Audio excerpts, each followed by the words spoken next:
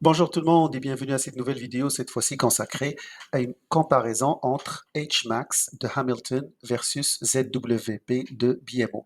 Les deux fonds sont spécialisés dans le domaine bancaire. Les deux fonds sont très populaires chez les investisseurs qui recherchent un revenu régulier, un revenu passif. Donc, dans cette vidéo, on va discuter lequel met plus d'argent dans vos poches, lequel, dans le fond, est le meilleur. Présentation éclair des deux fonds, si vous ne connaissez pas. Donc, HMAX, il a été émis par Hamilton, ça fait pas longtemps. Son objectif, le cible de rendement de dividendes est de 13%. Donc, c'est super intéressant pour les gens qui cherchent un revenu régulier. ZWB, lui, il a été émis par BMO, ça fait longtemps, et son rendement cible est entre 6 à 7%. Les deux, HMAX et ZWB, sont une façon d'avoir une exposition au secteur bancaire et sont tous les deux des fonds qui utilisent des options d'achat couvert pour générer des distributions importantes. Comme vous savez, les fonds de dividendes classiques payent seulement entre 4 à 5%. Donc, les fonds d'options d'achat couvert ont pour objectif de payer beaucoup plus.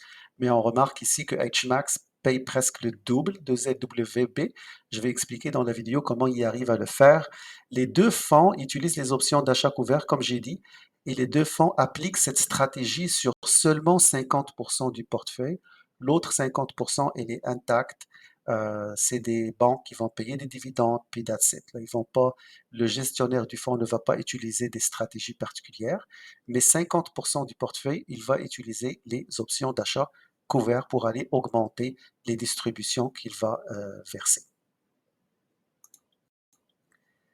Donc, en termes de portefeuille, de composition du portefeuille, HMAX est composé de 76% des banques canadiennes. Il y a aussi des compagnies d'assurance et il y a aussi des compagnies de gestion d'actifs. Donc, c'est un secteur financier diversifié, alors que ZWP, il investit principalement dans les banques canadiennes de façon pondérée et égale. Donc, il va détenir les banques canadiennes tout simplement. Il n'y a pas d'assurance ni de gestion d'actifs. Donc, en termes de diversification, HMAX est un peu plus diversifié que ZWP. Stratégie de rendement. HMAX, dans le fond, la différence entre les deux, pourquoi HMAX va payer 13% alors que ZWP, qui utilise la même stratégie, va être payé un peu moins. La raison, c'est très simple, c'est que les deux vont utiliser des options d'achat couvert. Cependant, dans les options d'achat couvert, on a le choix. Il y a le choix. Il n'y a pas une seule façon d'aller vendre des options d'achat couvert. Et avec un exemple, vous allez comprendre qu'est-ce qui se passe entre les deux, la différence entre les deux stratégies. HMAX, lui, il utilise ce qu'on appelle ATM, at the money, c'est-à-dire que l'option qui est émise est toujours proche, a toujours un strike, un prix d'exercice très proche du prix courant, alors que ZWP, lui, utilise une stratégie qui s'appelle out of the money, toujours un prix, le strike, le prix d'exercice de l'option est toujours plus élevé que le prix courant. Maintenant, je vais vous expliquer en détail qu'est-ce que ça fait. Donc, si on prend, par exemple, une action bancaire qui se transige à 100 dollars, imaginons une banque canadienne qui se transige à 100 dollars. Qu'est-ce qu'il va faire le gestionnaire de HMAX? Lui, il va utiliser des options at the money. Vu qu'elle se transige à 100 dollars, il va vendre une option d'achat avec le prix d'exercice de 100 dollars, qui est le prix actuel. C'est ça la stratégie que les autres ils suivent, c'est at the money, donc c'est toujours strike très proche du prix courant. Et pour cela, il va recevoir une prime de 2 dollars. Pourquoi il va recevoir une prime? C'est parce qu'il s'engage, par exemple, dans un mois, d'acheter cette action-là à 100 dollars. Donc, il y a quelqu'un qui est prêt à, dans le fond, acheter cette option-là parce que ça lui permet, dans un mois, d'aller garantir un prix de 100 dollars. Et pour le gestionnaire de HMAX, ça lui permet de gagner 2 dollars et de garder le prix à 100.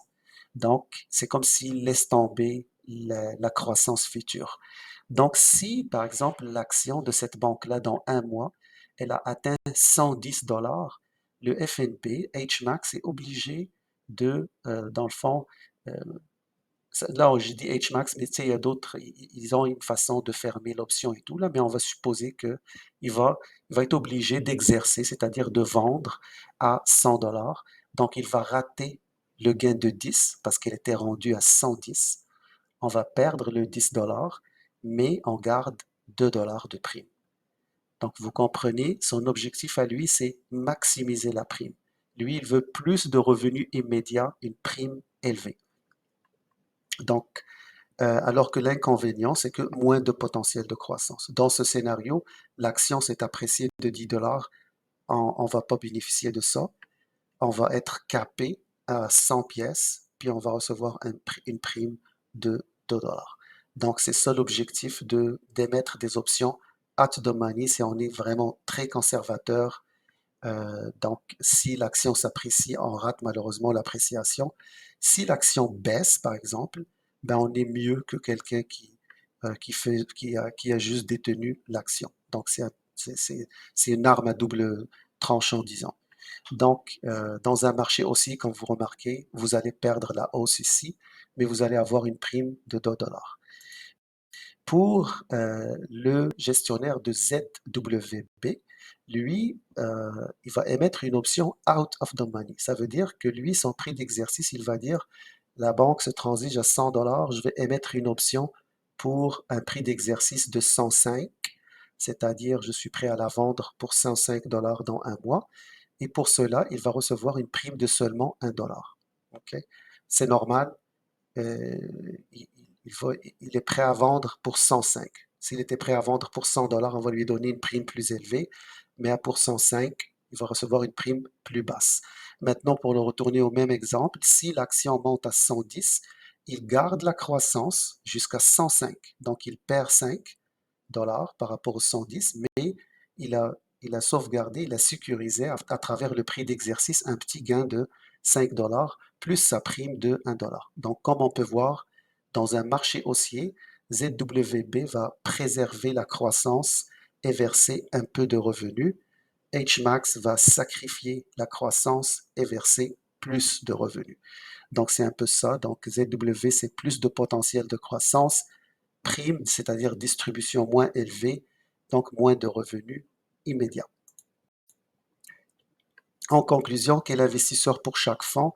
HMAX est idéal pour quelqu'un qui serait retraité, pré-retraité, cherchant un revenu mensuel. Il veut absolument un revenu mensuel élevé.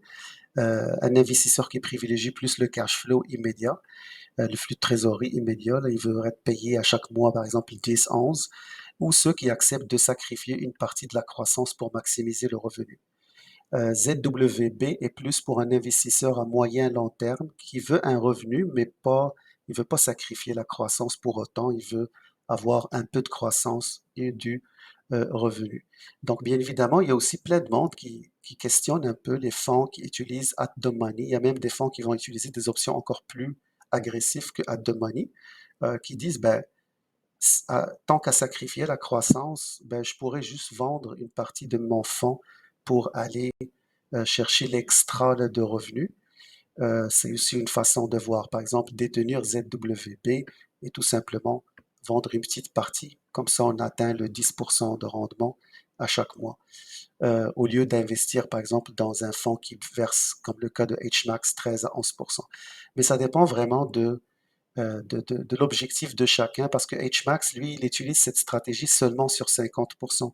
Donc, on capture quand même la croissance sur 50% du portefeuille dans lequel le gestionnaire n'utilise pas du tout les options d'achat couvert. Donc, c'est pas si pire que ça. Donc, si on a vraiment ce besoin immédiat de revenus élevés à chaque mois, de décaissement élevé à chaque mois, ben HMAX aussi fait l'affaire. ZWB est un peu dans le milieu, c'est-à-dire qu'il va moins de revenus, mais un peu plus de croissance grâce aux 50% où il n'utilise pas les options et grâce aussi au fait que sur le 50% qu'il utilise les options, il n'est pas agressif, il va utiliser out of the money, donc préserver un petit peu de croissance. Donc j'espère que cette vidéo a clarifié un peu la différence entre les deux fonds. Si vous avez des questions, n'hésitez pas à les poser dans les commentaires. Donc à la fin, je Je profite aussi à la fin de la vidéo pour parler de mon blog Wise Investor. Si vous voulez le visiter, il y a des articles détaillés sur les vidéos que je fais. Vous pouvez trouver les articles là-dedans. Il y a beaucoup d'articles. Puis aussi, il y a le portefeuille modèle. Si vous êtes intéressé à bâtir un portefeuille complet avec des FNB, que ce soit pour une raison de croissance, les revenus ou les deux ensemble, il contient déjà 10 portefeuilles modèles et plein d'autres informations. Vous pouvez vous référer au lien sur dans la description. Merci et bonne journée.